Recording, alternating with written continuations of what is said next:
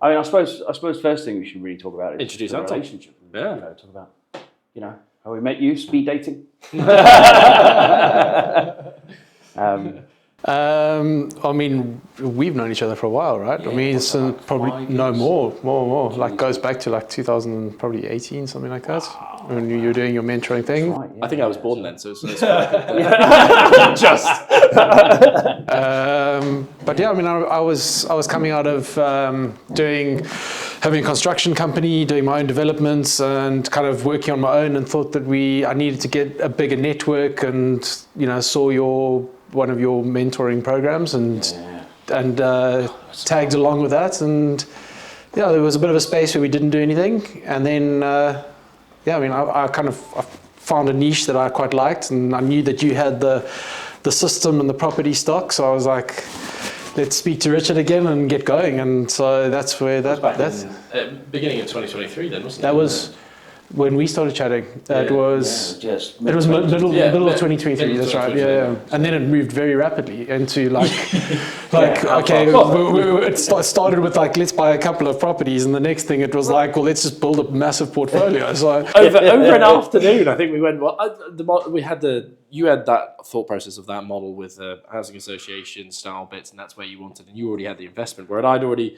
learnt, done, screwed up, sorted it out, and then actually went, do you know what, we could buy out of this a couple of starter units and ready-made. We're like, when do we have to buy? January 2024. And I have to say, I can't believe it. I still say this to Richard. I said, there's no way. I've been through fundraising 3 or 4 times for different funds. Threw down the gauntlet. And I'm like, Richard in his esteemed way goes, no, we'll get this done tomorrow. And I'm like, no way. As I've been here 9 months and still haven't. And testament to you, you got it sorted in 3 months or something. We finalised agreement in November 23. Money was in the bank December 23. Oh no. No, Jack came in. Yeah, so we agreed our first purchase in December 23. Completed in January, and away we went. Yep, that's where it started. I mean, the original model was we were projecting a first year 10 million GDV or property under purchase, and we smashed the lights out. We double that in the first year. So it's not been clean sailing. I think that's what everybody has to understand. Is when you start buying things, you have to learn and go through. So we decided to, the whole mantra of what this was about was to buy, refurbish, give good quality stock back to councils, housing associations, all those that needed it, knowing that was our income play to make it worthwhile and go through, and then figure out what that is. And we went through trying to do small buy-to-lets, trying to find properties all around the northeast, the northwest. I think we've got probably about 75 sites now we've bought, but we've got 32 different boroughs, which is Didn't we work crazy. there at something like 600 beds or something? Yeah. Something insane, which is if you consider within 12 months from a dead start, right? There was nothing. I think that's beyond outstanding. It's ridiculous. So I think the interesting thing is when you start out on a journey and you map it out in your mind how you want it to go, and you set up the model and you go, okay, we're going to do X, Y, Z, and it's going to run like this, and like the first little while it kind of tracks along, and then the next thing, like you start seeing things start going all over the place, and it kind of moves. But wouldn't it be amazing to have something that runs just like a perfect model on a chart? That's and I wish we wish every day it would go. But no, I think it's how things evolve. If you don't make mistakes, you don't learn. I think that's what we were talking about earlier. And actually looking at it now, the opportunities with what we're being brought and what we're doing today weren't ever on our cards in January, February. No, it's insane. And I think that's the thing when we look back at it and go, well, none of them have lost money, nothing's done anything else. Maybe they've not hit the 40 or 50% ROIs that we wanted to or should have done. What the plan is for this year, it's trying to, the industry that we're in, everybody keeps talking about housing associations and everything else. It's the next hot topic, isn't it? It is, but what people don't get is every single element that you need to make it work. So the actual landlords that you're buying properties from, the refurb teams, the actual housing associations to do it all, the surveyors that you want to or need to do it from a valuation perspective, the banks and the mortgages and the lease. No one is singing off the same hymn sheet. The funniest thing that we found, which actually now what we're doing is working from back to front, not front to back, which is what most people do. And I think that's the point. Is it's still a very new area, and people have to be really mindful that they know all of those pieces before they get into it, and they realise, well, actually, this might look really good at the beginning set, and get all the way to the end and go, oh, wait a minute, I've had to leave all my money in there, and I can't do anything with it. It's not the same. I think that's the biggest thing, right? If you look at it, and I think that's one of our biggest learnings throughout the year is, we have an expectation. We obviously have enough experience in the industry anyway, but then when you get through to certain points and you start to find out the nuances, such as certain housing providers, certain banks just don't like, and you come in going, okay, well, this is our expectation of where we're going to be, and then you put that forward to the bank, and the bank goes, oh, we don't like it, and it's like, well, I've got 15 properties, I've just stuck with this provider, and now you're having to try and find and pivot and find a different way to be able to do things. So, there's constant challenges and evolutions needed, but I think we've come out of it. I think the takeaway for me over the past year has definitely been to not be set on like a certain direction or a certain strategy. You have to be able to be flexible. Also being thorough with the DD, your due diligence. Make sure that on paper it looks good, but actually make sure that those boxes are ticked. Like that we've got the finance in place, we've got the provider in place, we've got the builder in place. The property actually is not in an Article 4, and we can do what it's supposed to do. So make sure all of those things are in place beforehand, and not just assume that it's a fait accompli, that you'll be able to just do it. And I mean, there was a period obviously that SOCO was signing everything up. That's shifted a lot. SOCO are now not doing what they used to do. They've had a change in their business model, so it's now which affects us. So we have to go and find others, and then the lenders were open. They opened their books to the housing associations, 100%. And now they're like, well, some leases we don't actually like anymore. We want to go with other ones. And I like that tenant profile, but I don't like that lease. Exactly. So you're never going to do it in the first place. So that's why I think for us going forward this year, we have to have a far more laser-focused approach as to what we're doing. Make sure that we're following something through. Do the proper due diligence on each property. Make absolutely sure that it does everything before we even go to. I agree with that. I think the flexibility, though, is that what we didn't have is we only needed it to work in each property we were looking at previously. It had to do that, otherwise it wouldn't work. Whereas now what we've managed to find is we've got 15, 20 different providers now we're working with we've only got 3 or 4 of those leads. We're now working with mandates where an area is going through. So what we're working backwards and going, well, actually that property, even if it doesn't fit for that, it'll go with this. Yeah. And what we had is we didn't have that, the ability for that, or the, it's also credibility, I think. Also credibility. Major piece, right? You're going to the providers and you're saying, look, we want to deliver this. And they're going, well, who are you? Yeah. And now we're in a position going, well, actually, we've delivered near on 20 million's worth of stock with providers pretty much within 12 months. Yeah. And we're looking to expand. I mean, our line of funding is opened up, and I believe it's going to open up even more this year, which obviously leads us in a position that once we've done this right and once we've built this out effectively, originally our plan was to have like a 30, 40 million mini fund that we were going to build ourselves. Like if the funding comes through as we're expecting it to come through, I mean, we're sitting at between 100 and 150 million's worth of fund within the next 5 years. I also think the interesting thing is that, given that we've now built credibility and built what we've done, the number of people who we know through networks and whatever who are now approaching us going, oh, we love the space, we don't know how to get into it, can you do it for us? Yeah. I think that there's a really, really great opportunity for us to partner with people to help them get build their own family offices, smaller investors who've got a little bit of, whether it's inheritance money or something that they've built up, equity in their own houses or whatever that they want to extract, and then, and they're looking for longevity. They're looking for something that they can build over time, and I think that's it. Is that 2025 for us is the start of the family office, the asset management service within the My Property Group. Yeah, it's actually being able to take what we've done, all the failures, all the learnings, and everything else, and all the best bits, to actually then allow a family office or someone to come in with 250 probably as a minimum, maybe 500,000 cash or more, and go, oh, wait a minute, this is all you've learned, this is how it is. Now I know that this is, and I know what the risks are in each of these projects, this is what it is, and to be able to build that. Yeah. We've already started with 1 or 2 now already. And on top of that, obviously, we've been building technology in the background. We've been building tech for quite some time, the last sort of 12 months, and the tech we built is unbelievable. So, obviously there's some of it's very relatable to what we're doing here, and some of it's less relatable. So, we've got a white label partner, which obviously you're part of in the tech space. The white label partner piece, we've built out a site launcher, which is amazing, and that's just gone live this week. Team's doing final testing before we put it onto internet. But that's amazing. The white label partners within a couple of minutes can sign up their own site. But the bits that we've built, which is much more interesting to me in terms of what we're doing here, is we've now got referral tech where we can create all the cross referrals within what we're doing. So any partner, any mini family office, they get the ability to see everything that's going on, and they've got deal progression, they've got financing, they've got a top-down view of how each transaction is moving.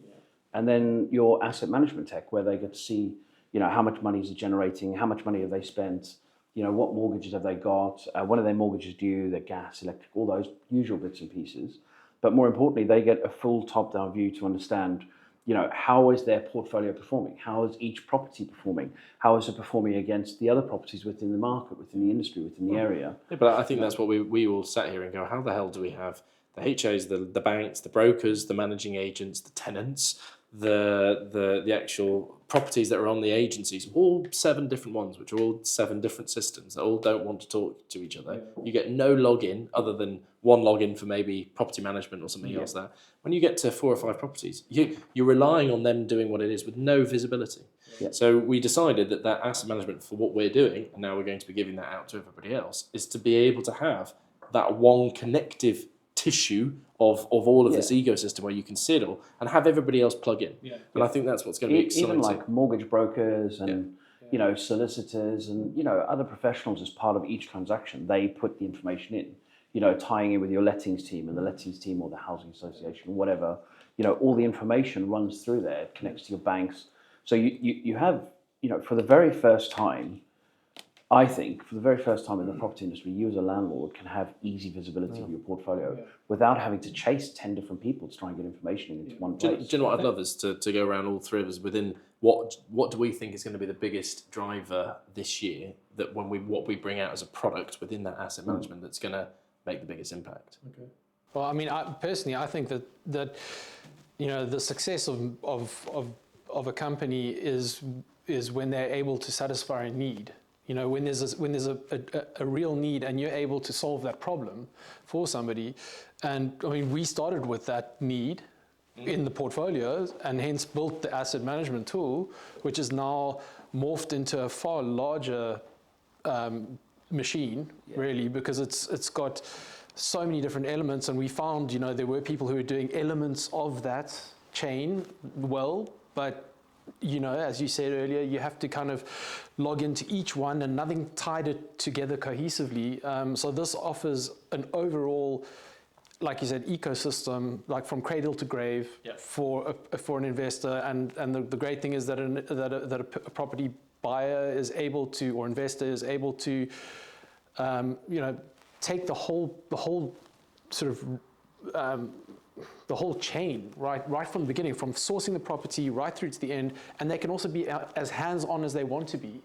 They can. Make it blockchain. It is in a way, but you're able to. You may have connections with a builder, for instance. You don't have to use someone that we would refer to you, but however, if you don't know somebody in an area that you're buying, which is very often the case for a lot of investors, is having that network, which is the fundamental piece. A trusted build team, a trusted agent. Well, it's absolutely vital, and I think for it's one of the biggest sort of barriers to entry for an investor. They may have a little pot of capital that they want to deploy.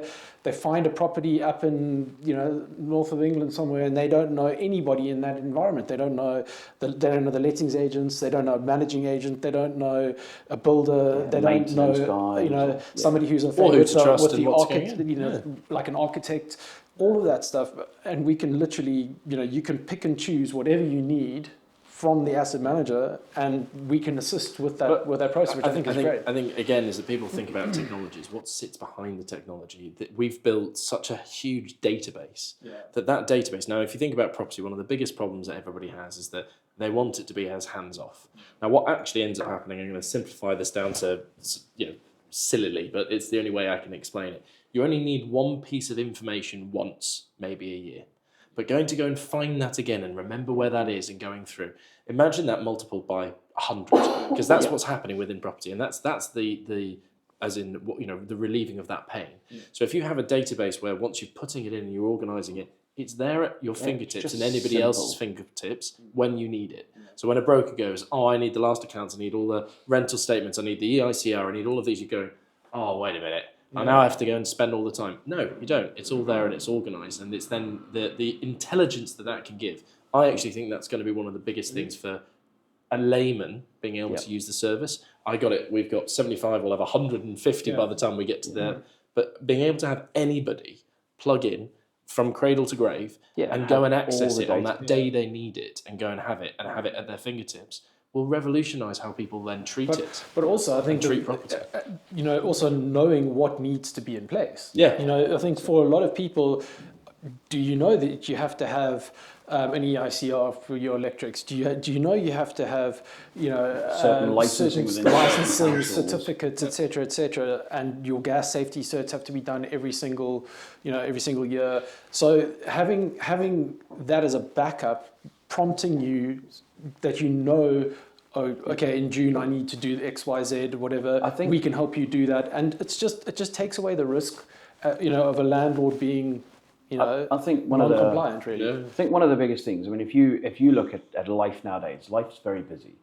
And there's so many things you have to remember to do or maintain in your head at any one given time. And because it's now not like the olden days where, you only had to do a handful of things on a daily basis. Yeah. There's so many things you've got to be aware of, even like just with your computer, like antiviruses, downloading this software, updating this, changing bank details.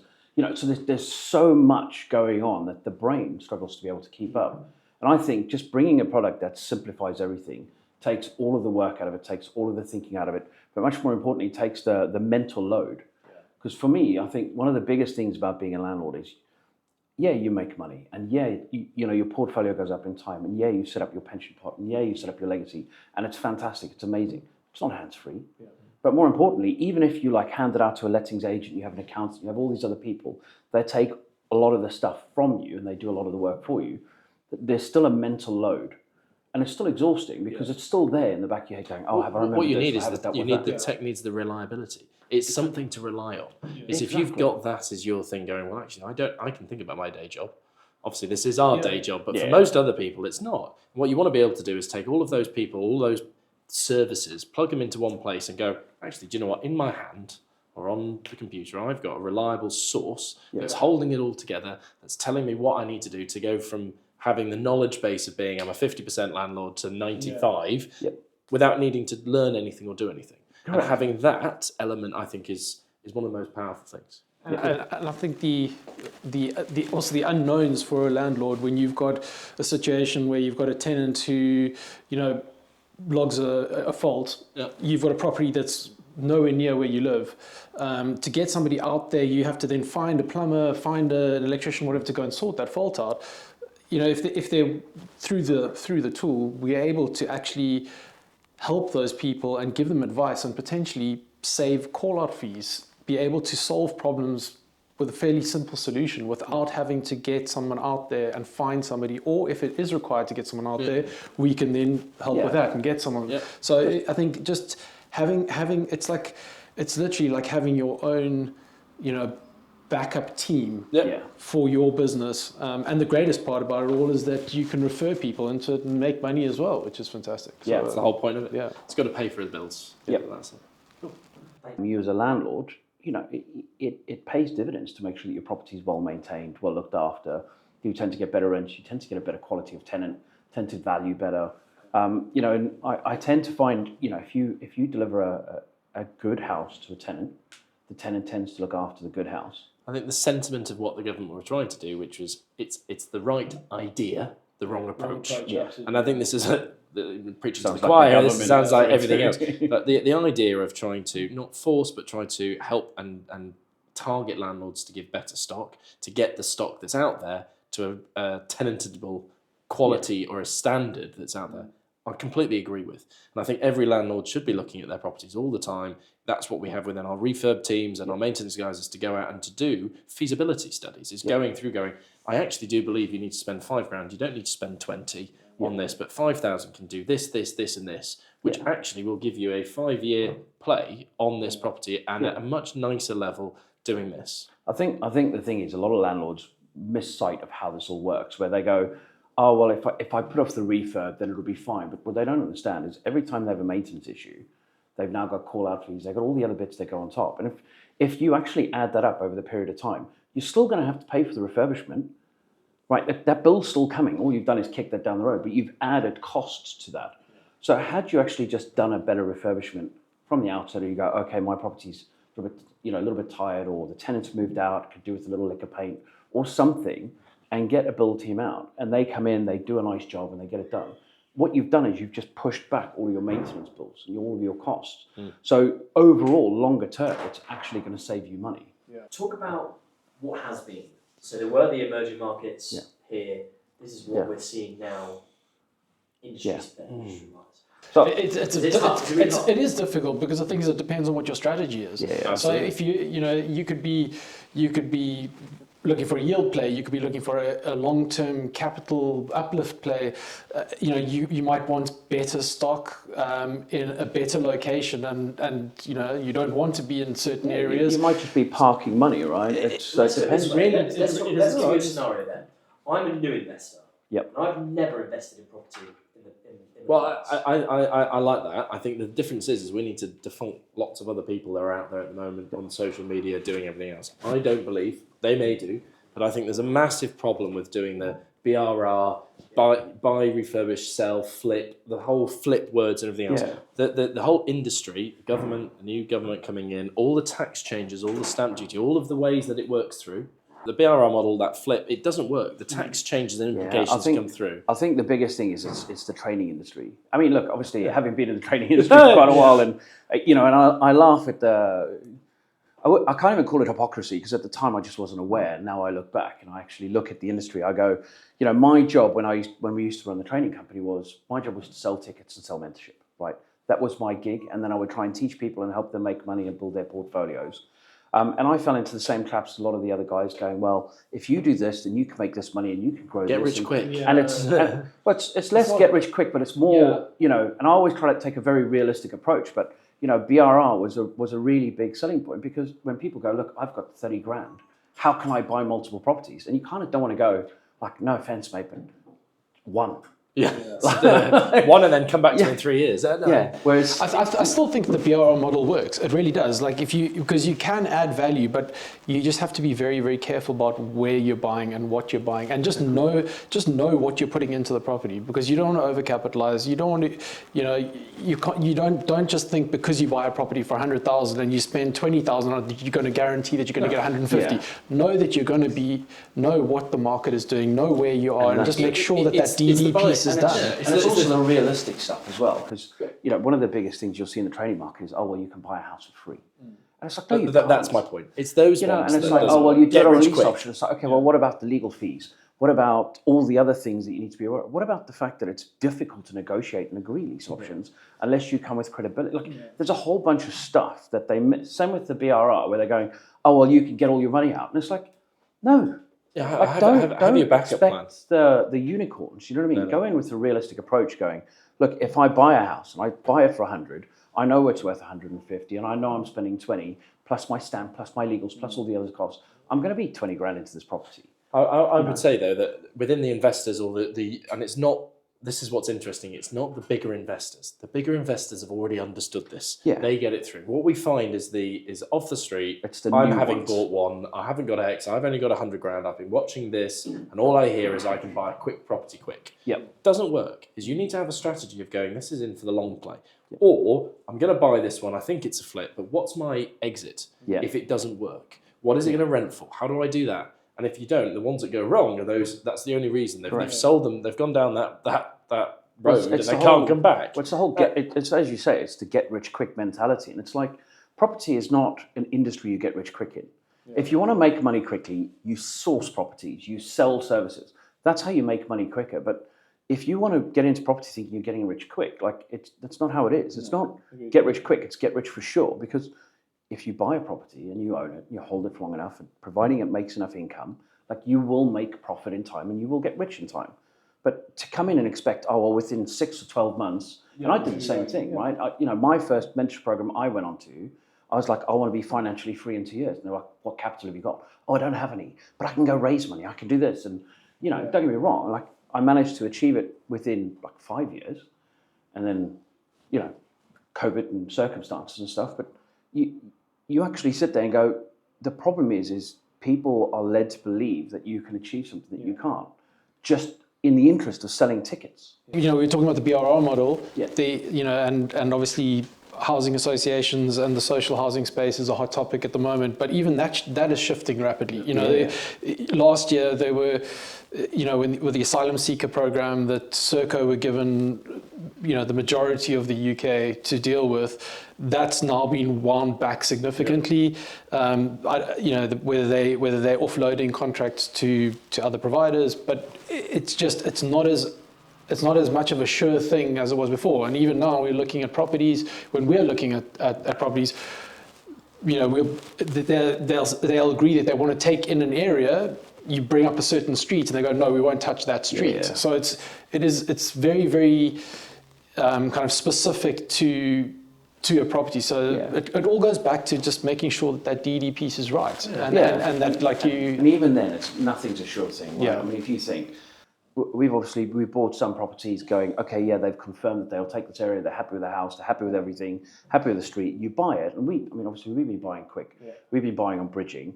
So we're purchasing within 2 to 4 weeks. Yeah. We're refurbishing, we're trying to put it with a provider. We're in like 3-4 months. We're trying to get it with a provider, and they're going, oh no, the area's closed. And, it puts you in this position where you've got to take a look at your backup plan. Yeah. And this leads on nicely to what Tom was saying earlier, is understanding the different strategies. And understanding, if this doesn't work, what is my fallback? Yeah. And if you're going into it blindly without a fallback, and you're going, well, it's going to hit this value, and it's going to do this, and it's going to do that, and it doesn't do that, you've set yourself up to fail. Yeah. And I think the nice thing is that within MPG, if that does happen, when you're buying a property and things do shift, you have a team behind you that can assist you. You're not on your own. We have social housing expert who's able to then say, well, you know what, maybe we'll pivot and shift and go to a different provider, or maybe we look at the private rental sector, and which our management and lettings team can help with. So there is a team behind you that can help you to, if things don't go according to plan. Yeah, agreed. That's exactly it. Can we talk about stamp duty changes, investors, amateur landlords, exiting the industry? Perfect. It's a really good topic. Stamp duty changes, I can tell you this right now, is that what's actually happened is that they've done a sharp, this is a way that we're going to try and we make need money a chunk and of go money after it and tax grab. And actually what it's going to do is it's changed. 7 or 8 years ago, when we looked at doing this, we'd have said to an investor buying one property, don't buy an SPV, don't put it in SPV, don't do it that way. It's not worth your time. It was 5 properties we would have said after that. I think 2 or 3 years ago, when the stamp duty changes in again, they did their Section 24 and stamp duty and all that. Exactly. Then it was like, oh, actually now with the tax benefits of having it in a limited company and everything else, it's maybe if you're going to buy 3, I'd say now, if you're going to do this, buy straight away into an SPV. Yeah. Because it may be more costly as a running with having accountants and doing all the bookkeeping and doing all in a different way. But in all honesty, I think that the way that the government's with both parties, they are both on the same wavelength where they want to institutionalise things. Yeah. They're doing it in a tax grab. They're not going to go back on the stamp duty things. No. If anything, we've seen 2-3 changes over the last 5 to 6 years. It's only going one way. And there might be again in 4 or 5 years. So the thing that makes absolutely no sense is that every single government has got the same thing at the top of their mandate, which is provide more housing. And then make it harder. And then they make the planning system harder. Yeah. So the macro planning doesn't speak to the local councils. The local councils just kind of override putting in Article 4 directives, all that kind of stuff, just to kind of, keep control of their patch. But it doesn't help the bigger objective, which is to provide housing. They're basically making landlords out to be villains by increasing their costs, increasing the stamp duties, making it harder and harder for landlords to operate. The new renters reform bill, all of these things are pushing landlords out. It's not freeing up property for first-time buyers.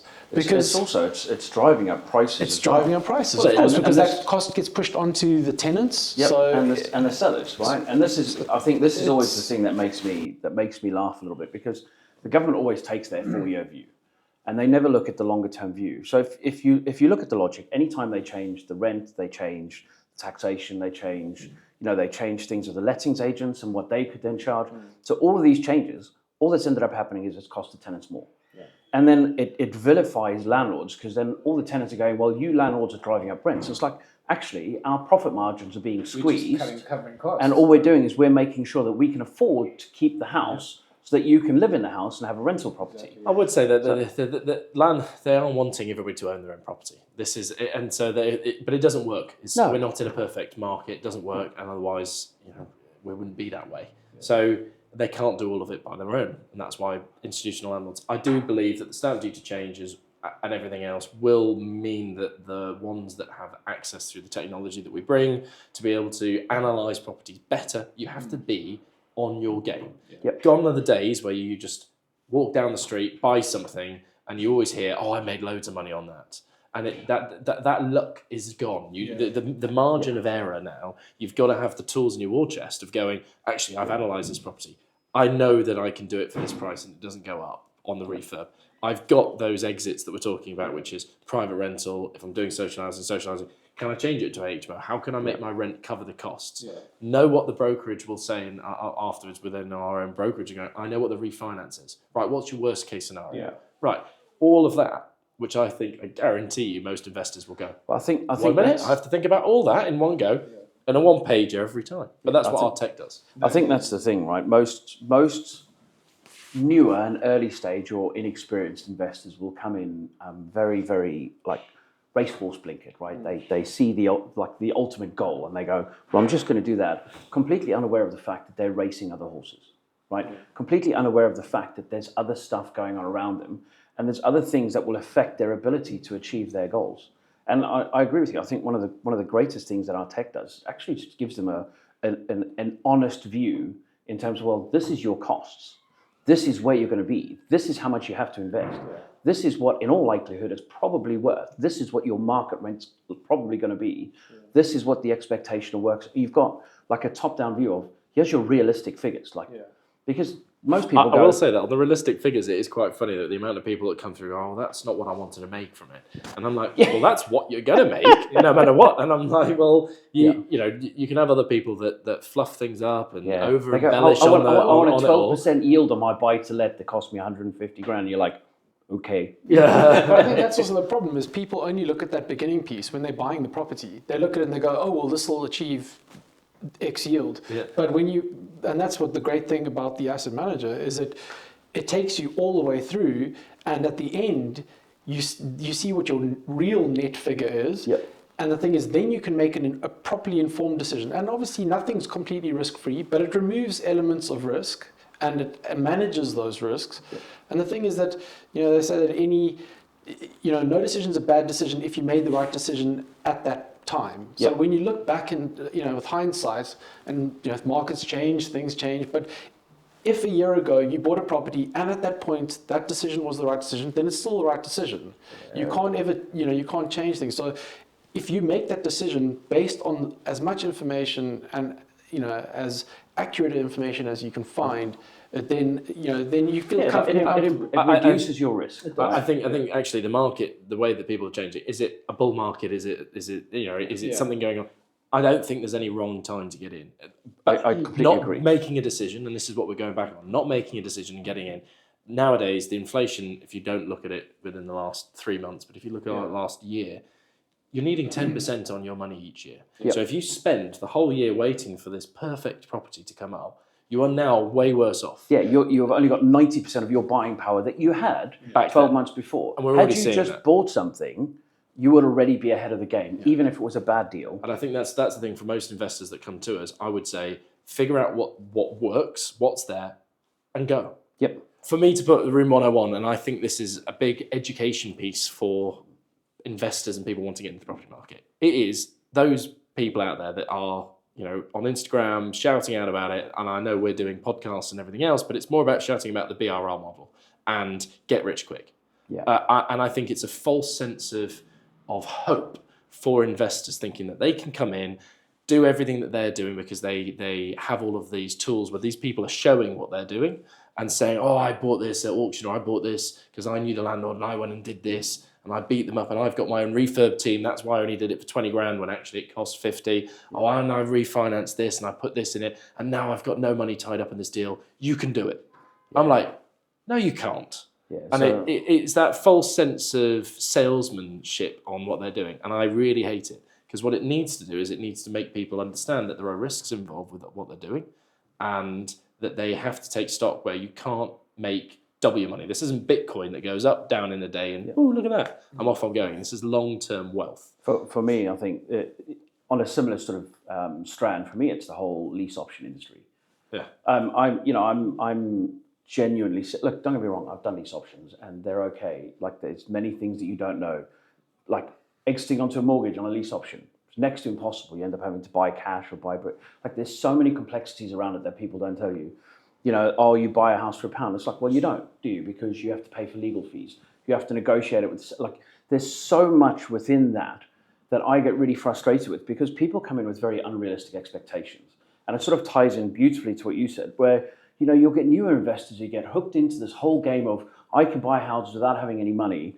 They try and get into the industry. They get burnt inevitably because they don't really know what they're doing, even though they've just dropped 20 grand on a mentorship course, right? And they come out and they don't really get the knowledge, because it's not knowledge you can just gain. It's you have to learn through learning, right? Not through being told. And then when they get burned, then they're off the industry. They don't want to be involved in the industry anymore.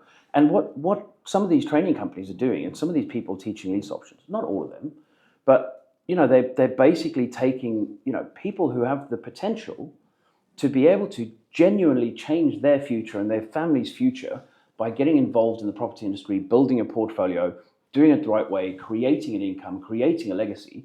They're taking those people, they're getting those people burned, and those people then exit the industry and never do it, because they've had one bad experience because they weren't taught the right way. On that, when you do those types of options, someone has to lose massively. Absolutely. And there's no win-win. When you're doing a normal sale, when someone's buying a house, when you bought your own house, that person wanted to sell it for that price. You were happy to pay that price. You both gained in that transaction. It to some extent, yes, okay, you're doing it on a BR, but they wanted a quick sale. Everybody gains. On those lease options, you have to screw someone else over to win on something, and that's why I think it's a dirty part of the industry. Yeah, mine's far broader, to be honest. I think it would be, you know, relating to what we talked about earlier, which is just government intervention.